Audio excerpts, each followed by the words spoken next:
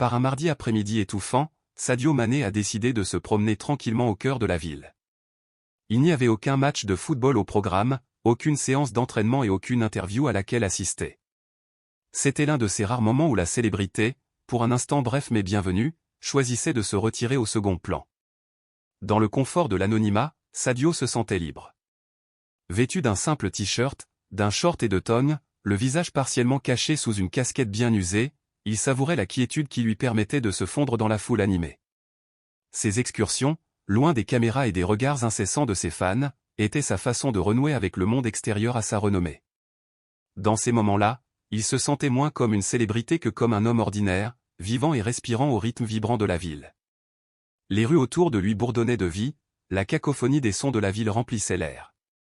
Les klaxons des voitures retentissaient dans un chœur sans fin, les voix étaient portées par la brise, les grincements des bus vieillissants ponctuaient le bruit et le sifflement aigu d'un agent de la circulation attirait l'attention. Quelque part au loin, le tintement discordant d'une guitare désaccordée mais pleine d'âme dérivait dans l'air. Au milieu des étals des vendeurs ambulants, des vitrines encombrées et des ruelles poussiéreuses, la ville battait au rythme de la lutte et de la vitalité. Les yeux de Sadio se tournèrent vers un jeune garçon vendant des bonbons à l'intersection.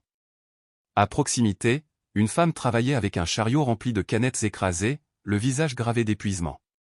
Un couple, les visages rougis par l'intensité, se disputait avec des gestes silencieux au milieu de la cohue, leurs yeux trahissant la fatigue qui imprégnait les rues. L'esprit de Sadio vagabondait, réfléchissant aux histoires inédites cachées derrière ces visages, des histoires d'espoir, de désespoir, de rêves différés et de résilience silencieuse qu'aucun titre sportif ne pourrait jamais capturer. C'est dans ce moment de réflexion, alors qu'il tournait au coin de la rue Das Palmeiras vers l'avenida centrale, qu'il entendit une voix rauque crier derrière lui, « Eh, mon frère, y en a-t-il un vrai là-bas » Il s'arrêta, son attention attirée vers le son. Là, affalé contre le mur en ruine d'un vieil immeuble, était assis un homme à l'apparence patinée. Sa barbe ébouriffée et ses vêtements en lambeaux dressaient un portrait de la misère. Ses yeux, fatigués et méfiants, semblaient contenir toute une vie d'histoires inédites. À côté de lui, un chariot de supermarché rempli d'objets jetés des sacs, des bouteilles en plastique, un oreiller taché et une couverture crasseuse parlaient de sa lutte quotidienne pour survivre. L'homme ne pouvait pas être beaucoup plus âgé que Sadio, mais la vie difficile qu'il menait dans la rue l'avait vieilli bien au-delà de son âge. Son nom, Sadio l'apprendra plus tard, était Joao, mais à cet instant, il n'était qu'un autre de ces personnages invisibles qui disparaissaient dans le décor du rythme incessant de la ville. Sadio fouilla instinctivement dans sa poche, à la recherche de monnaie. À sa grande surprise, il ne trouva qu'une liasse de notes froissées. Il sortit un billet de 5 réals et le tendit à Joao. « Tiens, frère. Je n'ai pas de petite monnaie, mais peut-être que ça peut t'aider. » Joao regarda la note pendant un long moment, la suspicion vacillant dans ses yeux fatigués. Il n'a pas immédiatement tendu la main. Le silence entre eux s'étira inconfortablement. Les secondes passèrent. « Pensez-vous vraiment que 5 reais vont changer ma vie ?» demanda Joao, un rire sec et ironique s'échappant de ses lèvres.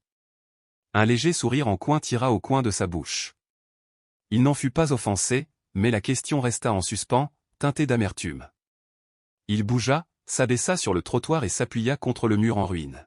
« Je ne pense pas que ce sera le cas, » répondit Sadio, la voix calme, « mais peut-être que cela contribuera à rendre votre journée un peu meilleure. » Joao plissa les yeux, ses soupçons s'approfondissant. Mais il y avait quelque chose dans le ton de Sadio, dans la façon dont il le disait, qui le désarmait. Ce n'était pas seulement l'argent. C'était le fait que Sadio s'était arrêté, l'avait regardé dans les yeux et s'était assis à côté de lui.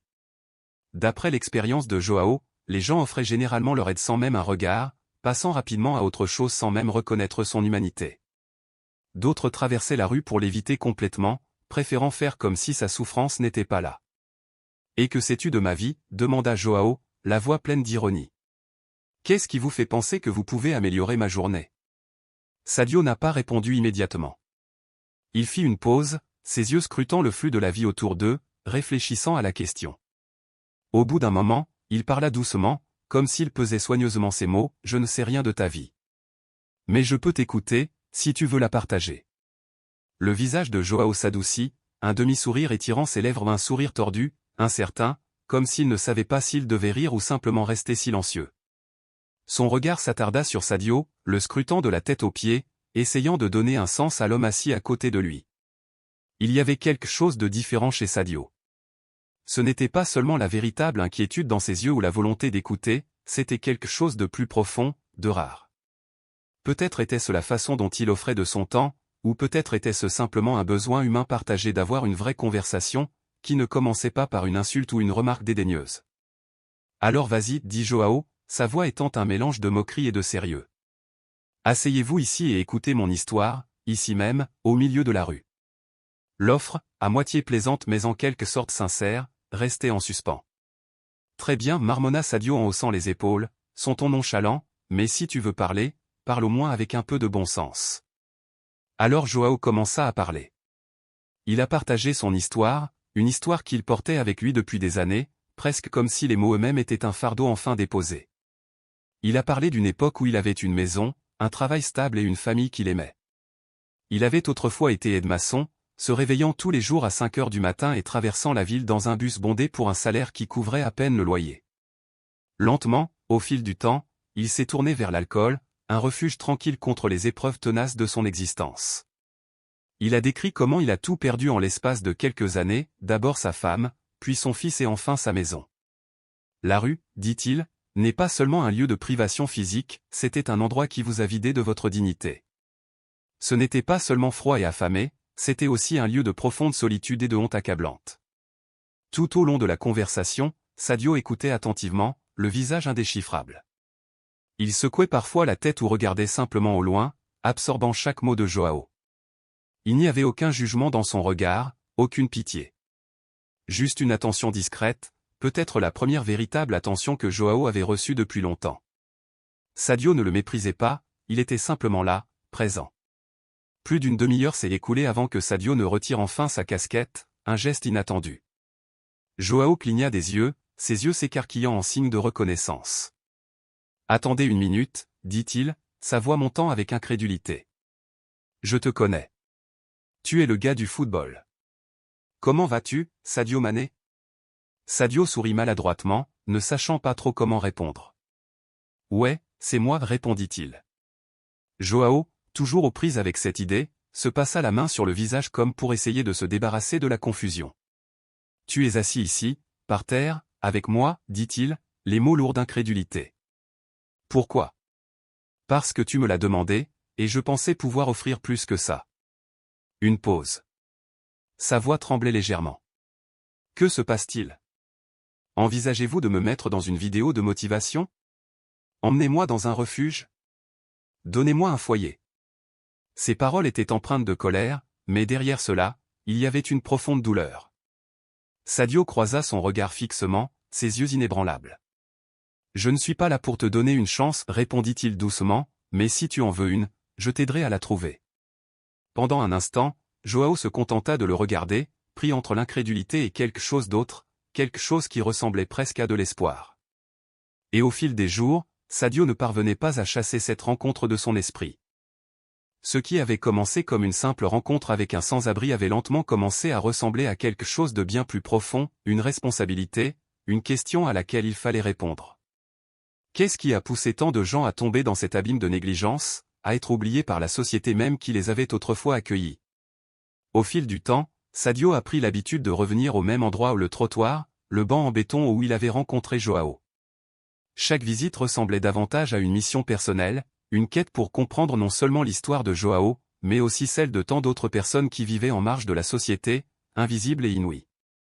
Par un matin frais, Sadio revint avec un nouveau sens du devoir. Il s'assit sur le même banc, celui où leur conversation avait commencé, et attendit patiemment.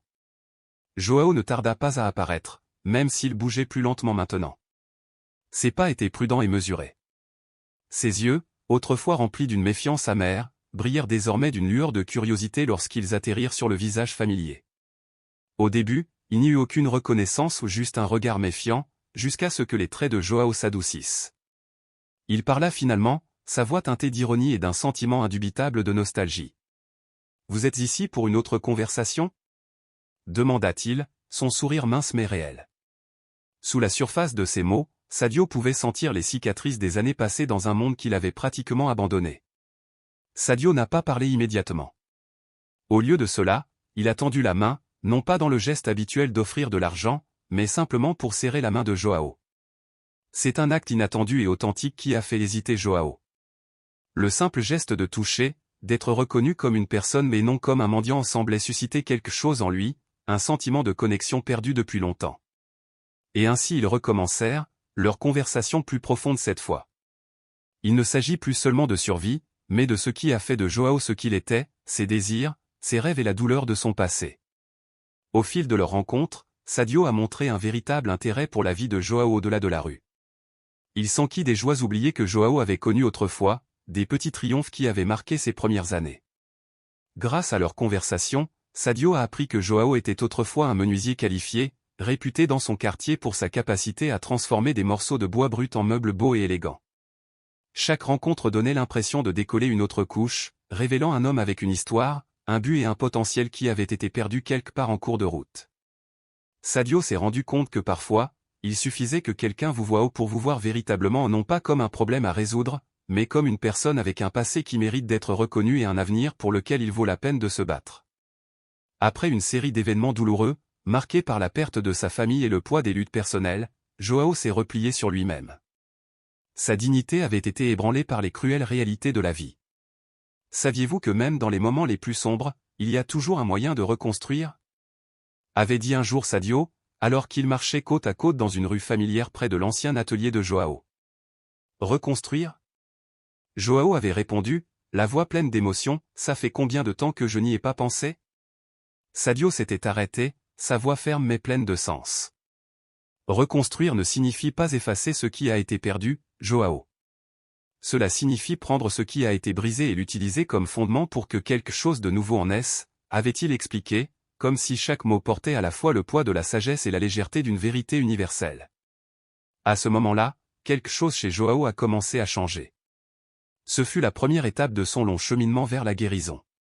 Sadio a commencé à l'encourager gentiment à faire de petits changements, prendre une douche dans une garderie locale, se rendre dans un café voisin au moins une fois par semaine pour un repas chaud et peut-être plus important encore, récupérer les fragments de lui-même. Lentement mais sûrement, Joao est devenu moins distant et plus ouvert à l'idée de recevoir de l'aide. C'était certes une gentillesse de la part d'un étranger, mais elle s'est rapidement transformée en quelque chose de bien plus profond, un signe de reconnaissance et de respect mutuel. Sadio ne s'est pas arrêté là. Il a commencé à emmener Joao à un atelier communautaire dédié à ceux qui étaient autrefois marginalisés par la société. Ici, ils ont appris à fabriquer, à reconstruire et, surtout, à trouver le chemin d'une nouvelle vie. Dans cet environnement, Joao a redécouvert sa profonde passion pour le travail du bois. Sous l'œil vigilant d'un mentor talentueux, il entreprend de restaurer des meubles oubliés et de leur redonner vie. Ce n'étaient pas de simples morceaux de bois, ils sont devenus des symboles d'endurance, chacun racontant sa propre histoire de résilience. Au fil des semaines et des mois, le lien entre les deux hommes s'est approfondi. Leurs conversations se sont transformées en de longues discussions réfléchies. Joao s'est confié à Sadio, partageant ses peurs les plus profondes, l'angoisse que la société le rejette à jamais, la terreur de repartir de rien et la douleur de réaliser que ses mains, autrefois fermées sur, n'avaient plus la force de créer quelque chose de beau. Sadio écoutait attentivement, le cœur ouvert et plein de patience. Mais Sadio a également partagé ses propres histoires, des moments où lui aussi a été hanté par le doute et l'incertitude. Il a expliqué comment sa confiance en lui, associée au soutien de ses amis, lui avait permis de surmonter l'adversité et d'accomplir des choses qu'il pensait auparavant impossibles. Ensemble, ils ont réfléchi au pouvoir des secondes chances, à l'importance d'être vraiment vu et entendu, et à la manière dont une véritable transformation commence souvent lorsque quelqu'un prend le temps de vraiment écouter. Leur connexion grandissante n'est pas passée inaperçue. Ceux qui travaillaient à leur côté dans l'atelier, ainsi que les voisins, ont commencé à voir une lumière différente dans les yeux de Joao. Chaque meuble qu'il a restauré est devenu plus qu'un simple projet, c'était un témoignage de son parcours personnel de dépassement et de recommencement. À chaque tâche accomplie, Joao retrouvait quelque chose de précieux, sa confiance en lui. Lentement, il a reconstruit son estime de soi, ce qu'il craignait de perdre à jamais. Dans le même temps, Sadio était aux prises avec son propre conflit interne. En tant que personnalité publique et symbole de réussite sportive, il ressentait souvent la pression d'être un exemple pour les autres.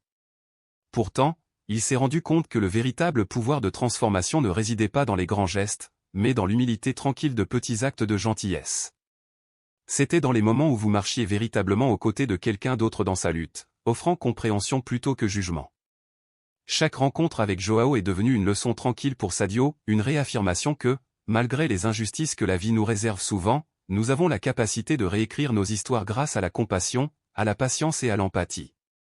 Un après-midi, alors que Joao polissait un vieux meuble, Sadio le regardait avec admiration. La salle était remplie de personnes qui, comme Joao, découvraient de nouvelles raisons d'espérer, de rêver et de reconstruire leur vie. Les rires remplissaient l'air et un sentiment de possibilité flottait dans l'espace. Ce petit groupe, autrefois perdu et oublié, était désormais devenu une chaîne de changement dynamique, un témoignage vivant du pouvoir de l'amour, de la solidarité et de la capacité de l'esprit humain à se relever, même dans les circonstances les plus défavorables. Alors que sa santé se rétablissait progressivement, il a continué à visiter l'atelier de recyclage avec le même dévouement et le même engagement inébranlable qu'il avait initialement rapproché de Joao. Sa transformation, tant physique qu'émotionnelle, a profondément ému tout son entourage. Peu à peu, le menuisier autrefois usé a commencé à assumer de petites responsabilités au sein de l'atelier, assumant des tâches qui lui permettaient d'aider ceux qui, comme lui, s'efforçaient de récupérer une partie d'eux-mêmes. Chaque clou qu'il a enfoncé, chaque planche qu'il a poncée est devenue un témoignage de sa persévérance, un symbole de triomphe et d'espoir renouvelé dans un espace où les rires, les histoires partagées et la camaraderie remplissaient l'air, transformant l'atelier en plus qu'un simple lieu de travail, il est devenu un sanctuaire de guérison. Sadio a reconnu que cette rencontre inattendue était devenue une leçon puissante non seulement pour Joao, mais pour toute la communauté. Poussé par cette prise de conscience, il s'est investi dans des projets sociaux qui promouvaient l'unité et encourageaient les liens entre des personnes d'origine et de circonstances de vie diverses. L'histoire de Joao, rejeté et marginalisé par une société qui oublie souvent ceux qui sont tombés au combat, est devenue une lueur d'espoir aux yeux de tous. Il n'était plus considéré comme un mendiant perdu ou un ancien professionnel abandonné, mais plutôt comme un homme qui, grâce à son courage et sa détermination inébranlable, s'était battu pour reconquérir sa dignité et son humanité. Son voyage est devenu un rappel vivant que personne n'est au-delà de la rédemption. À mesure que l'atelier devenait un centre de transformation, l'attitude de la communauté a commencé à changer. Des voisins qui étaient autrefois restés indifférents aux luttes des autres ont commencé à donner de leur temps, offrant tout ce qu'ils pouvaient pour soutenir ceux qui en avaient besoin. Un réseau de soutien solide et interconnecté a émergé, où chacun, quel que soit son passé, a pu trouver de la solidarité et un nouveau départ. Les réunions hebdomadaires spontanées, organisées après les heures d'atelier, sont devenues des occasions de raconter des histoires, de planifier l'avenir et d'encourager mutuellement. Dans ces moments-là, la valeur de la connexion humaine a pris le pas sur les étiquettes ou les préjugés préconçus, permettant une compréhension plus profonde les uns des autres. Joao, initialement sceptique, a commencé à exprimer sa gratitude d'une manière simple mais profondément émouvante. Par un après-midi lumineux et ensoleillé, alors qu'il travaillait sur un meuble destiné à la maison d'un membre de la communauté, il s'arrêta un instant, son regard rencontrant celui de Sadio. En voyant l'admiration dans les yeux de Sadio, la voix de Joao se brisa d'émotion lorsqu'il parla « Je n'aurais jamais imaginé qu'on me donnerait une seconde chance. Aujourd'hui, chaque jour que je passe ici me rappelle que la vie me réserve encore bien plus. Même lorsque tout semblait perdu, la vie m'a surpris avec de nouvelles possibilités. » Sadio, profondément ému par les paroles de Joao, a répondu calmement mais avec une grande conviction, « Cette seconde chance a toujours été pour toi, Joao. Je t'ai simplement montré le chemin. C'est toi qui as eu le courage de te redécouvrir. » Ces paroles ont résonné tout au long de l'atelier, laissant une impression durable sur toutes les personnes présentes. À ce moment-là, il est devenu clair que transformer des vies n'était pas un acte solitaire, mais un voyage collectif alimenté par l'empathie et le soutien partagé. Lorsque les gens croient les uns aux autres, des miracles peuvent se produire et des chemins vers de nouveaux départs peuvent s'ouvrir là où ils semblaient auparavant impossibles. Au fil du temps, de petits progrès se sont transformés en réalisations remarquables, et les liens tissés dans l'atelier ont transcendé ces murs, inspirant des initiatives similaires dans toute la ville. Au fur et à mesure de cette transformation, Sadio a également commencé à réfléchir profondément à son propre parcours. Malgré l'adoration et les applaudissements qu'il avait reçus dans les stades, il s'est rendu compte que c'était dans les moments de réflexion calme, d'écoute et de compassion que se trouvait la vraie valeur. La célébrité a peut-être le pouvoir de réchauffer le cœur de milliers de personnes, mais ce sont les gestes humains authentiques, ceux qui rayonnent d'amour et de gentillesse, qui touchent véritablement l'âme. Sadio s'implique de plus en plus dans des campagnes prônant l'inclusion sociale et la célébration de chaque individu, quelle que soit son origine économique ou sociale. Chaque fois qu'il en avait l'occasion, il visitait l'atelier, Passer du temps avec Joao et les autres participants, renforçant ainsi l'idée que même les plus petits actes de gentillesse, lorsqu'ils sont accomplis avec amour, ont le pouvoir de changer le monde. À la fin de ce voyage transformateur, Joao était devenu un exemple vivant de résilience. Son sourire, autrefois assombri par la douleur et la méfiance, brillait désormais de gratitude et d'espoir. Ce qui avait commencé comme un humble atelier de recyclage, initialement destiné à la rééducation physique, était devenu quelque chose de bien plus grand. C'était devenu un lieu où les vies se reconstruisaient, où le respect de soi était restauré et où chaque nouveau jour marquait un nouveau départ. Pour Sadio, la leçon était profonde et claire, la vraie grandeur réside dans la reconnaissance de la force des autres et dans le partage de la lumière que chacun porte en lui. Dans une ville où l'empathie avait longtemps été oubliée, les liens humains se sont épanouis et des vies ont changé.